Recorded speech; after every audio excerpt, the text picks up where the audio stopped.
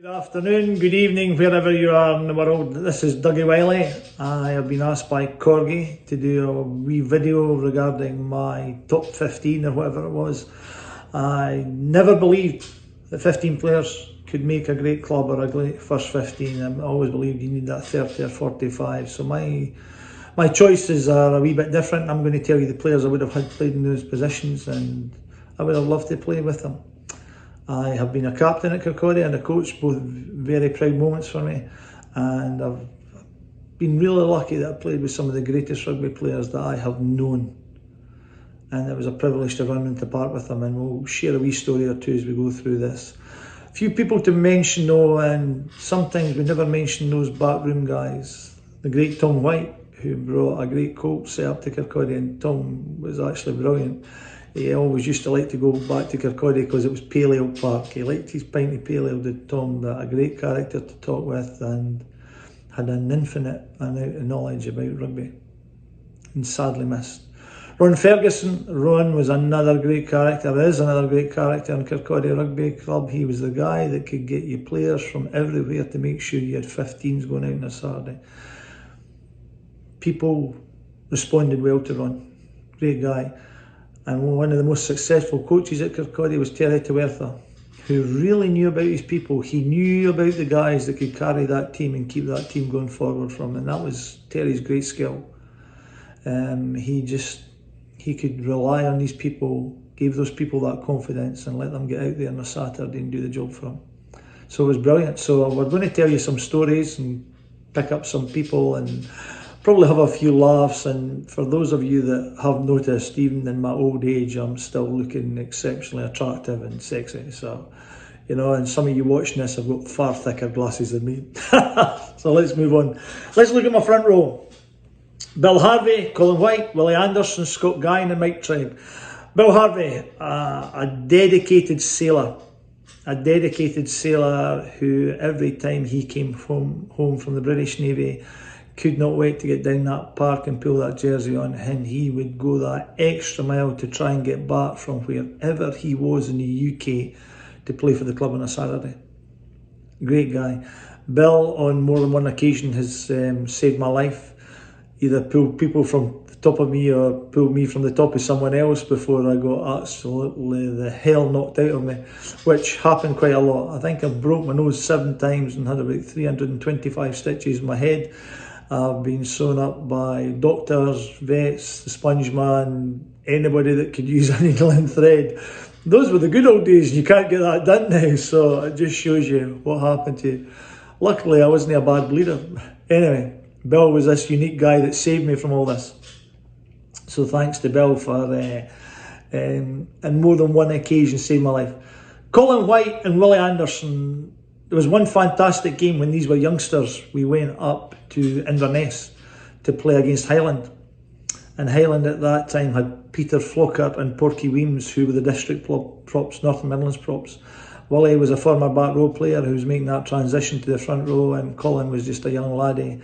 And I'm going to tell you now, we went up there and these guys battled for that 85 minutes. We got a win in that game, but we were getting killed in that scrum. We really were. In that front row, we were getting killed. These guys never quit. They never gave in. They never backed off. Nothing.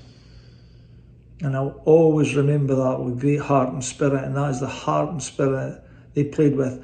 Willie went on to greater things with Caledonia, even Scotland and stuff like that, but that one game he showed his true heart. And I think that was probably a transformation for both of those players. Colin had other things in life going on, so his focus was never really on his rugby at times because he just so much with work and everything happening. But a Kirkcaldy guy, true Kirkcaldy guy. Great guy. Scott Guyan, one of the most talented young props I ever played with. Scott Guyan's technique and everything were just so amazing and fantastic. A Kirkcaldy guy. He will always be played in a very good Kirkcaldy Colts team as well, with some really good young guys there, and he just he excelled, and he's one of these guys that probably in his lifetime might have gone a wee bit further. He definitely would have, but amazing guy to play with, great heart, never ever let you down. big engine that just kept on going. Mike Tribe. Tribe was the guy that would come on and he would supply that extra support in that front row. When that front row was starting to crumble a wee bit because it was getting tired, Tribe could come on there and he would shore it up like a rock. He was that big lumpy granite you stuck in there. And I'm not going to tell you Tribe was the fastest guy about the park, but when it came to strength, to maul, to scrum, to ruck, he was great at all those things. He would chat you through that game, and he would grab a hold of me and he goes, Dougie, I'll keep you all right. And he did, and they all did. And they all looked after me in that front row, every one of them. It was a hard place to play. None of this sort of touch, bend, crouch, engage or whatever.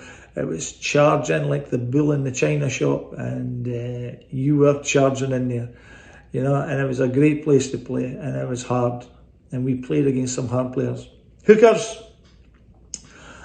There's only a couple of hookers that came to mind, and that was Jamie Brown and young Alan Gibb, who both were Kirkcaldy guys through and through, and that was the great thing about him.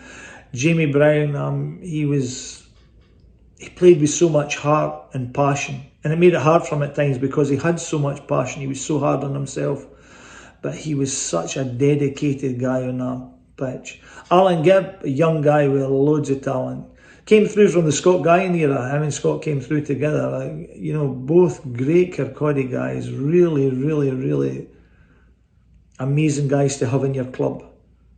But they were Kirkcaldy through and through. Nothing else, no one else, nothing else mattered. When they were on that park, they were playing for that jersey, and those other 14 guys that were on that park at the same time with them. So, hookers I picked with heart. I picked with real heart, and I wanted them to have passion. I'm not going to tell you they're the most skillful guys in the world. There's others there. But I am going to tell you they're the kind of guys that went out there. Well, you might not win every battle, but you definitely will win the war. And we'll always win a war. Second row, Alan Nisbet, Mark Higginson, Paul Eddington, and Kenny Fraser. All different skills. Alan Nisbet, young laddie, came in with plenty of talent. Had a bit of bulk about him. Good guy in the second row. He was a fighter. He would fight for you. He was a young laddie that was influenced by others, but would go out there and was a superb athlete. He could run about. He had great hands. He would do everything. You know, he was so worth a spot in this team. Mark Higginson, Higgy, laid back. Used to jump it too. Had this great technique of being able to jump in front of the guys that were there in front of me. He was just so quick off the mark, and he would go about that whole part for you. He came from that very successful Colts team, and a few of these guys did, and they'll get mentioned as we go in there, but Higgy was he was the guy that could give you so much push and drive for that second row. He was never going to step back for you. Paul Eddington. Eddington was a character. Another big scrummaging guy for you, another guy good in the line, but boy did he have a great right hook. And I'm sure if Bill Harvey's listening to this and watching this, he's going to remember that game against Bigger, which is no longer politically correct, I think, to talk about. And you can't say some of that shit because we'll all be going to jail or something stupid. I don't know, that's what happened. Life is so changed.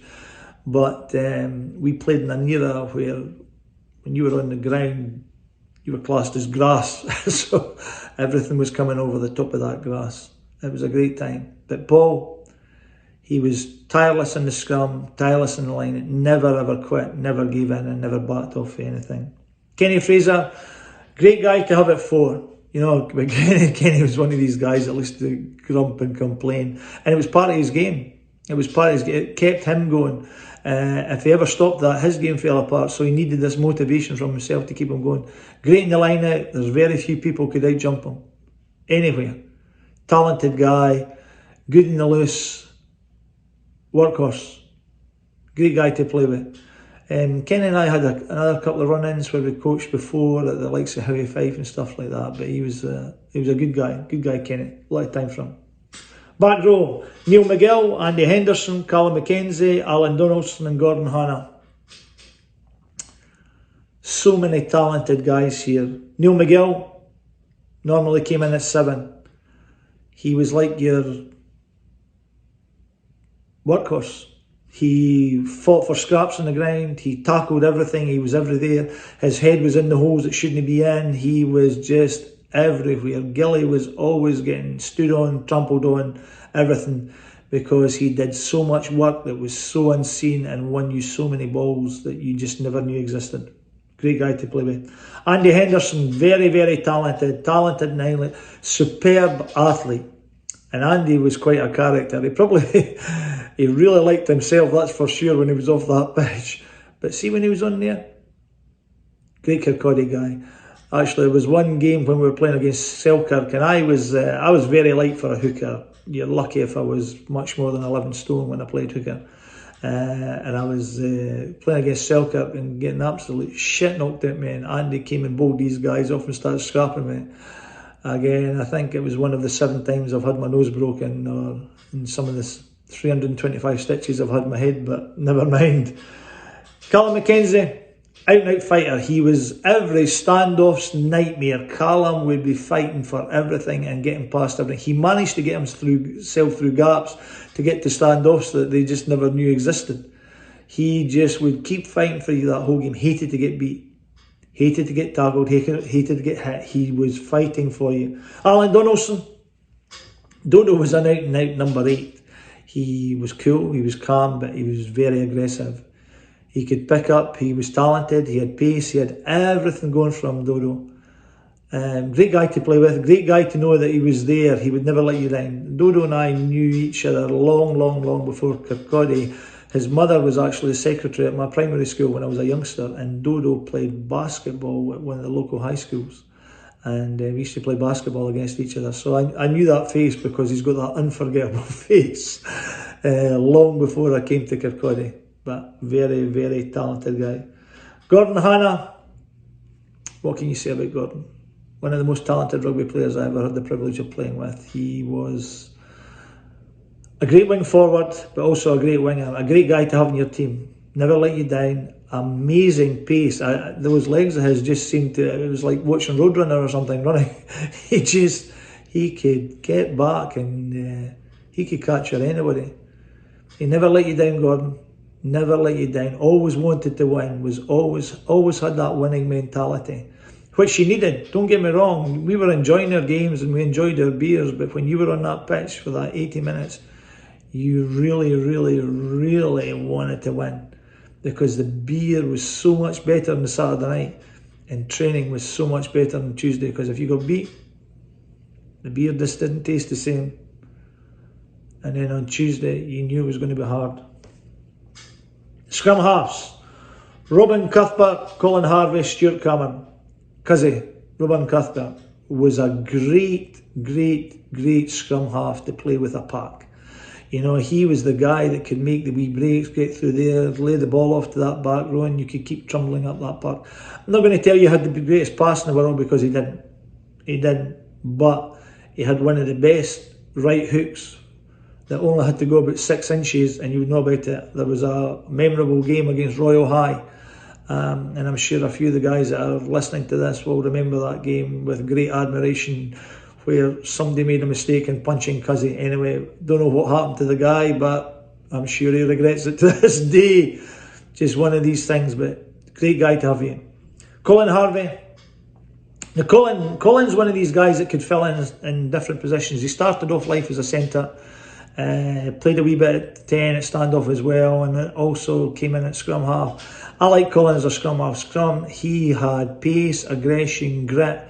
He was very new in there and feeling his way in, but boy, could he do so many amazing things for you. Never let you down, never would stop fighting for you, was always there talking to you, was very aware of the space, very aware of what was happening. Great guy to play with. Stuart Cameron. What can you say about Cammy? Cammy was a guy that played most of his life in the Sings, but when he came into the first, it just transformed him. He'd some of the best games I've seen any scrum half having a Kirkcaldy jersey. He just was so passionate about the club he played for and the people he was with. He tried so hard to make that game work, for that link between the forwards and the backs, and sometimes he was just so successful, it was amazing. I'm not going to tell you he had most talent in the world, but I'll tell you he made more out of his talent than anybody I've ever seen, and he dug deep. Great guy, and there's some amazing stories about Cammy and Krasnoyar, so If you ever have time to talk to him at the bar, grab him. 10s. Jock Mitchell, Keith Ferguson, two standoffs, two totally different guys. We've got Jock, who spoke a third language that most of us didn't know about called Temple Hall Gaelic. Benny Bremner used to translate for us.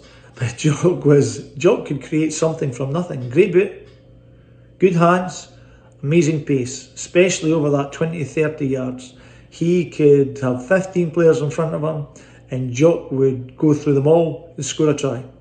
And that's what Jock liked to do. Jock liked to score points. He liked that glory. But boy, was he good at it. He could create something from nothing. You would think you were defending and Jock was off. It was just amazing. He could create something from thin air. Talent like that, just you never see. You never see. He had a spell in the wing as well with his pace, but Jock at 10, great guy. Keith Ferguson. Now, two totally different standoffs here. Keith was cool, collective, could read the game really well, read what was in front of him. Former Stuart Melville guy. Had to move to Kirkcaldy. He was a doctor. Got a job in that in Kirkcaldy. Decided that spending time with Kirkcaldy was where he was wanting to be. Set his backs off well. Played with the likes of John Thompson, Benny Bremner and that outside him, and he was more aware of what he could do with the people around him and what he was actually going to do himself. And what he was going to do is he was going to read this game, look at this game, and he could set you off in this game. And that was a great skill to have. Enjoyed playing with Keith. Two great standoffs for us. Centre combinations, 12 and 13. John Thompson, Benny Bremner, Derek McComb. I don't have too many people in there because some of the other guys that are going to be mentioned also filled in those slots. So some of these backs were really multi-talented and could fill in other areas. Benny Bremner, can't say enough about Benny. He went to Krasnoyarsk with us, but Benny was a Kirkcaldy guy through and through. Again, another one that come through the Colt serve, but Benny was just so talented. He was bit bigger than most other backs, had some real pace there to get through that small gap. He was the guy that John Thompson could feed off and feed through the hole and then get the ball back from him. He could set something else up. Benny had so much heart, never quit, never gave in, never died, and he would talk, he would keep talking, he could communicate, which was great. We had backs that could communicate, which was awesome. I loved those guys. Benny, just amazing. John Thompson, well, I can't say enough about John Thompson. If there was time to make another video, I could make a whole video about Jock. One of the most talented rugby players I ever played with, by far. Had a spell at Edinburgh Accies where he shone like a shining light, and unfortunately I don't agree with the way he was treated at Accies. He was far better than that. And then came back to Kirkcaldy and he put that blue jersey on again and you'd never know he'd been gone. He was a fantastic player, very, very, very talented. I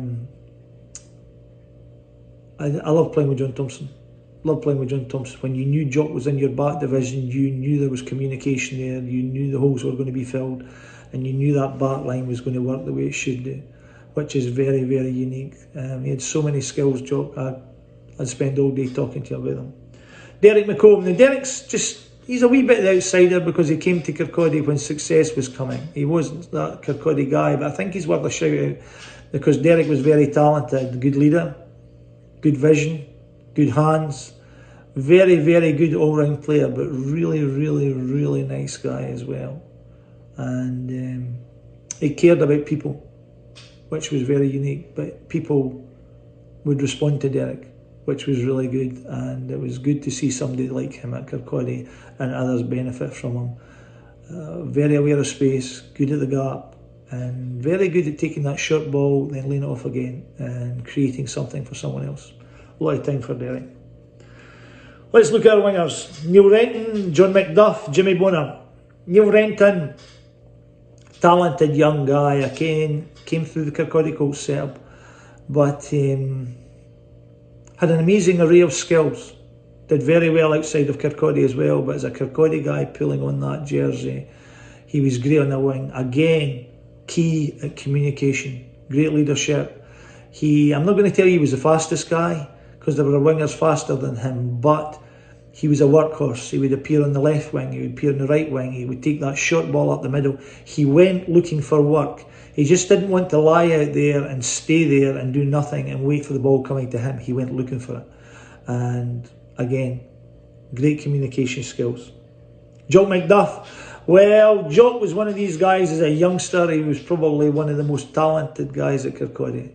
Harry Moultrie always spoke highly of him, and if you want to know who Harry Moultrie is, you guys watching this, ask around the rugby club with some of the older guys and they'll tell you about Harry. But Jock got a wee bit older, put on a wee bit of weight, was probably better at the crash ball after that than anything else, lost a wee bit of his pace. But there was never a doubt that Jock McDuff was a Kirkcaldy guy, through and through. There's always a couple of famous games I can remember when we played against Boroughmuir at Megaland, and Jock was on the wing that day as well.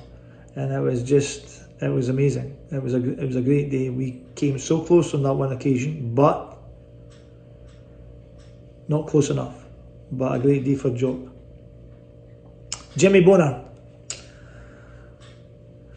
There's probably nothing I'm going to tell you about Jimmy that hasn't been said. My admiration and respect for Jimmy are exceptionally high. He was the young scallywag downtown who used to get into fights on Saturdays and would get locked up over the weekend, and somebody would bring him his suit and his fish supper, and he would appear in front of Ron McKenzie on a Monday and get his fine, and that's the week started for him. But Jimmy came to rugby, and I'm not going to tell you rugby saved Jimmy, but Jimmy saved a lot of guys. His attitude, his presence, his honesty, his determination, his will to win. I can't say enough good about Jimmy. Jimmy was in there fighting for everything we possibly could have, and he was just amazing. You know, a guy that you could never talk highly enough about, and was great to have on your team, but would never let you down. I mean, Jimmy would run up and down that pitch with one leg if he'd had one leg for it in that Kirkcaldy jersey to do what he possibly could. And he would fight to the death to try and get you that win every week. Yes, an amazing young man he was then. He's probably an old man like me now, but I never see these guys, but you never forget. And there's so many amazing stories I could tell you about Jimmy and the games we played and the things we did together, and the things he's done for Kirkcaldy. So if you want to model yourself on someone, you should be looking like a Jimmy Bonner. Fullbacks, Peter Kent and Alec Carruthers. Again, two different guys. Alec Carruthers, skilled athlete. He was a great cricket player. He was a great soccer player. He just had so many talents at Alex. He had so many talents. Again, came from that very successful Colts team that Tam White had, and was that last line of defence you knew that was rock solid. Great under the high ball, great in attack. He had some great pace. He and I played together for a short period when he came to Boroughmuir, and he played in the centre there with Brian Edwards, Epic Edwards, who was also a coach at Kirkcaldy at one point. And you could always rely on Alec. You knew he was there. Great at reading the game. It was a skill of his. He could read that game. He coached at Kirkcaldy successfully as well, but he could read the game. He could see the game, and he was great at communicating what was happening in front of him and how he could read the opposition and what they were going to do, and that was a skill on its own. He had a spell with SIU and did some work with SIU, but he was an exceptional rugby player, Alec, and always one, if you had him in that back line, you knew things were going to happen. And boy, did he fucking hate to get beat. I don't know if you're allowed to say fucking, but I'm sure Corgi will edit it out. Anyway, he hated getting beat. It was one of those things. He was a true blue through and through. Peter Kent, slightly more laid back, good under the high ball. Not as much pace as Alec, but he could read a game. He could read a game, and he played well with the likes of Johnny Thompson and Benny Bremner and that in front of him. And he was very, very reliable. You knew Peter was there. There was never a problem with anybody coming through. He had that confidence, which was great. And he was just a guy you loved to play with. He played with so much heart. And that's what it's about. So that's the guys I played with at Kirkcaldy that I really, really admire and love to this day. And every one of these guys will keep your back and look after you. To those youngsters that are watching this, if you ever have time and you see some of these guys in that rugby club, then you buy them a beer and you show them nothing but respect, because these are the guys that brought Kirkcaldy through. Don't let anybody tell you any other stories about anyone else. And don't believe half the stories they tell you about me, because they're all true. But these guys were unique. And we're all different characters, every one of us. And you could love us or hate us or talk about us or what you want. But you young guys there, show these guys respect. And if you want to know something about rugby, every one of these guys could tell you something about this game. You just got to be willing to listen and interpret what they're actually telling you. To Corgi, I thank him for this. To everybody out there, I thank you for watching and listening to some old guy reminiscing about his days when rugby was the game he played. And it's not played at this day now. But Kirkcaldy, good luck with your season. Enjoy your time ahead and have fun. Because fun is so important. Because along with that fun will come success. And if you're not having fun and you're not enjoying it, you're not going to have success. Take care, look after each other, and you never know. You might see me down Bevy Park sometime for a beer. Good luck. God bless everyone. Bye.